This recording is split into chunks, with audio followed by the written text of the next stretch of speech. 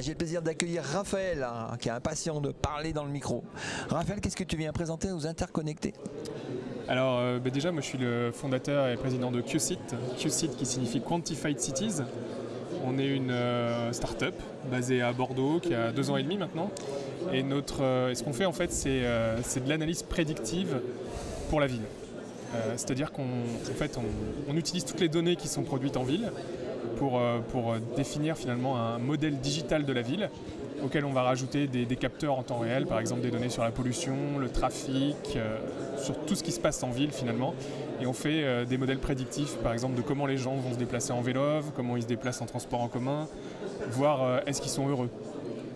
Ah, on peut prédire s'ils sont heureux. Ouais, ça c'est un truc qu'on a fait. Moins on passe de temps en bouchon, plus on est heureux peut-être, c'est ça? Ah non, c'est plus subtil que ça en fait. Ah.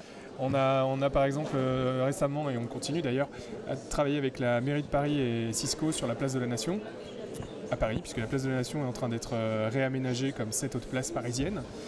Et on a fait des modèles contextuels du confort des piétons. C'est quoi un modèle contextuel du confort des piétons?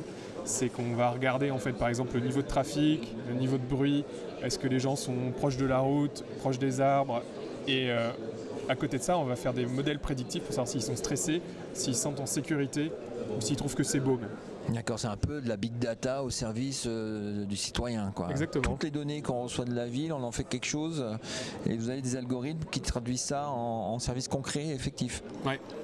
Donc, résumé, hein. Ouais, c'est exactement ça en résumé.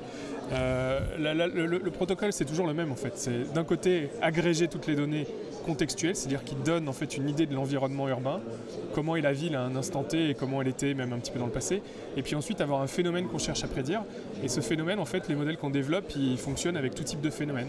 Ça peut être le remplissage d'une station de Vélove, comme ça peut être le niveau de confort d'un piéton qu'on va dans ce cas-là mesurer via un sondage. On va tout simplement aller interroger, là dans ce cas-là, Place de la Nation, on a interrogé 1300 piétons et on leur a posé la question sur une échelle de 1 à 4, leur niveau de ressenti. Donc plus on a de données, plus le modèle peut être fiable. C'est un peu l'idée aussi. Ouais, c'est un peu l'idée, ouais. D'accord. Et qu'est-ce que tu viens chercher sur les interconnectés? Sur les interconnectés, on vient rencontrer des clients, partenaires potentiels, et puis donc on vient présenter notre techno aux gens que ça intéresse. Bon, aux gens que ça, je suis sûr qu'il y en a plein qui sont intéressés. Eh ben merci, on se revoit l'année prochaine. Avec plaisir, ouais. Eh ben ça marche. À la prochaine. Ciao. Ciao.